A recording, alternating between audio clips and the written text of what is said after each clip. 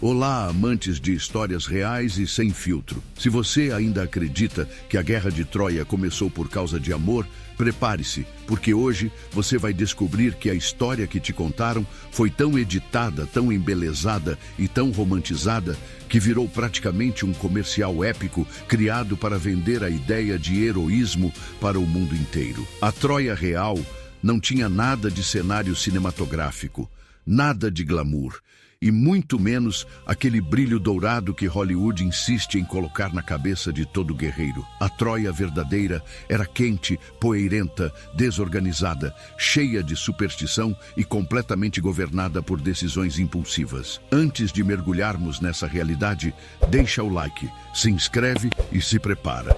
Porque hoje vamos desmontar a mentira que moldou literalmente toda a cultura ocidental. A Troia dos filmes é tão perfeita que parece saída de um catálogo de arquitetura antiga. Muralhas impressionantes, ruas limpas, mercados amplos e gente elegante andando para lá e para cá como se estivesse participando de uma sessão de fotos histórica. Só que nada disso corresponde à realidade. A Troia verdadeira era um emaranhado de ruas estreitas, casas amontoadas e uma poeira tão fina que grudava na pele, na roupa e provavelmente até na alma das pessoas. O vento levantava areia o dia inteiro e não havia prédio bonito o suficiente para esconder o cheiro. Porque sim, Troia tinha cheiro. Cheiro de porto, de peixe velho, de animais, de gente trabalhando sem parar e de um sistema de esgoto que na prática era qualquer coisa improvisada. Troia era quente, muito quente. E se hoje você reclama do calor moderno com ar-condicionado à disposição, imagine viver numa cidade onde qualquer sombra era uma vitória e onde o suor escorria o dia inteiro.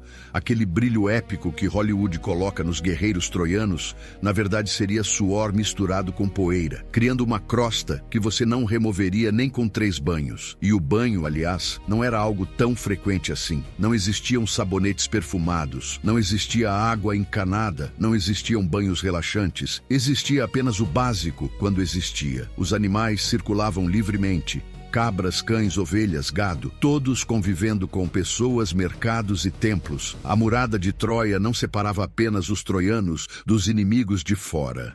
Ela também prendia dentro dela um caos urbano permanente. Agora vamos para um ponto que Hollywood adora suavizar: a religião troiana. Nos filmes, tudo parece simbólico, profundo, quase espiritual. Mas na vida real, religião e medo caminhavam lado a lado. Qualquer coisa podia ser interpretada como sinal dos deuses. Uma tempestade repentina, deuses irritados, uma colheita ruim, alguém fez algo errado, uma criança nascera com alguma anomalia, alguma divindade estava descontente. A interpretação divina era um misto de tradição, superstição e política. Os sacerdotes tinham um enorme poder. Eles podiam declarar um dia favorável ou desfavorável para uma guerra, para um casamento, para uma negociação importante. Um sacerdote mal-humorado podia mudar o destino de uma cidade inteira. Hollywood transforma isso em grandeza espiritual. A vida real era um campo minado emocional. Parte fé, parte medo, parte manipulação. Quem controlava o discurso religioso controlava boa parte da cidade. E falando em controle, vamos falar da vida social. Porque se tem algo que Hollywood adora transformar em espetáculo, é a ideia de festas luxuosas, dança harmoniosa e vinho delicioso sendo servido para nobres com postura impecável. Só que as festas troianas eram bem diferentes disso. Eram barulhentas, desorganizadas, repletas de conversas atravessadas, negociações clandestinas e, claro, muito álcool. O vinho da época não era suave, nem doce, nem equilibrado. Era forte, ácido e feito de maneira rústica. E como não existiam métodos modernos de conservação, às vezes vinha com um sabor, digamos, surpreendente. As noites eram agitadas não por causa de glamour,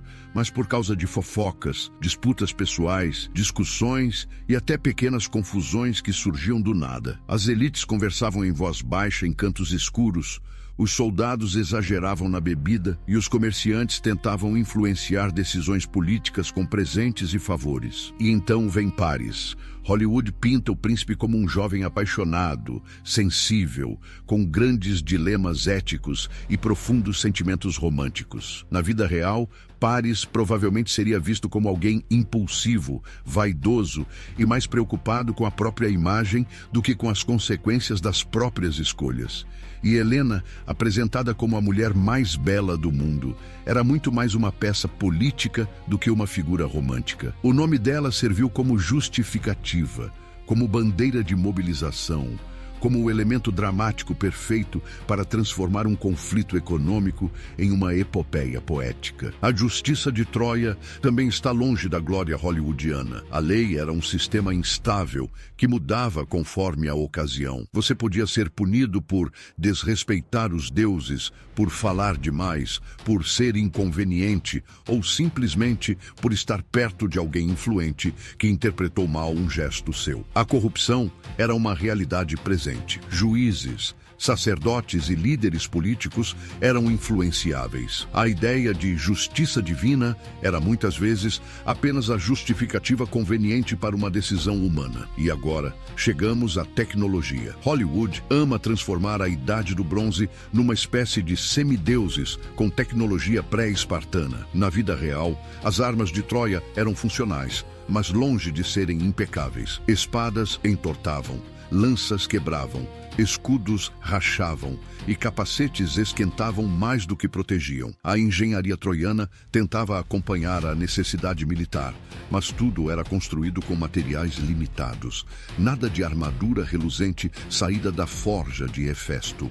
Era tudo trabalho braçal, rústico, pesado e sujeito a falhas. E agora, finalmente, vamos desmontar o coração da história. A Guerra de Troia não aconteceu por causa de amor. Não foi por causa de Helena. Não foi por honra, nem por glória, nem por destino. A guerra começou por causa de comércio. Troia controlava rotas marítimas importantes, cobrava pedágios altíssimos, lucrava com todo navio que passava por ali. Era uma fortaleza comercial tão poderosa que incomodava profundamente os gregos. E como justificar uma guerra que, na essência, era sobre dinheiro, simples, criando uma história irresistível, mitológica e emocional. Uma narrativa onde uma mulher extraordinária é sequestrada, onde reis se inflamam, onde heróis se mobilizam. Muito mais inspirador, muito mais fácil de espalhar. Aquiles, o grande herói dos filmes, seria hoje visto como alguém impulsivo, explosivo, perigoso e emocionalmente instável. Heitor, apresentado como guerreiro exemplar, era um líder pressionado, tentando equilibrar política interna e guerra externa. Paris era politicamente irresponsável. Menelau era orgulhoso. Agamenon era ambicioso. Todos lutando por tudo, menos amor verdadeiro. E então, chegamos ao símbolo máximo da mentira, o cavalo. O cavalo que provavelmente nunca existiu. O cavalo que virou sinônimo de estratégia genial. O cavalo que aparece em toda escola, todo filme e todo documentário, mas que, historicamente, talvez tenha sido apenas uma metáfora poética, ou uma máquina de cerco de madeira, ou um terremoto, ou uma traição interna. O cavalo é tão simbólico porque é simples, dramático e visual, mas extremamente improvável como acontecimento literal. A queda de Troia, na prática, não foi heróica, não foi mágica, não foi destino, foi consequência de erros acumulados, decisões ruins, arrogância política e rivalidades internas que enfraqueceram a cidade ao longo dos anos. Troia caiu como muitas civilizações caem, de dentro para fora. E no final das contas, não foi a Troia real que moldou a cultura ocidental. Foi a Troia reinventada, a Troia embelezada, a Troia idealizada. A Troia que Hollywood, poetas, escritores e contadores de histórias transformaram ao longo de milênios.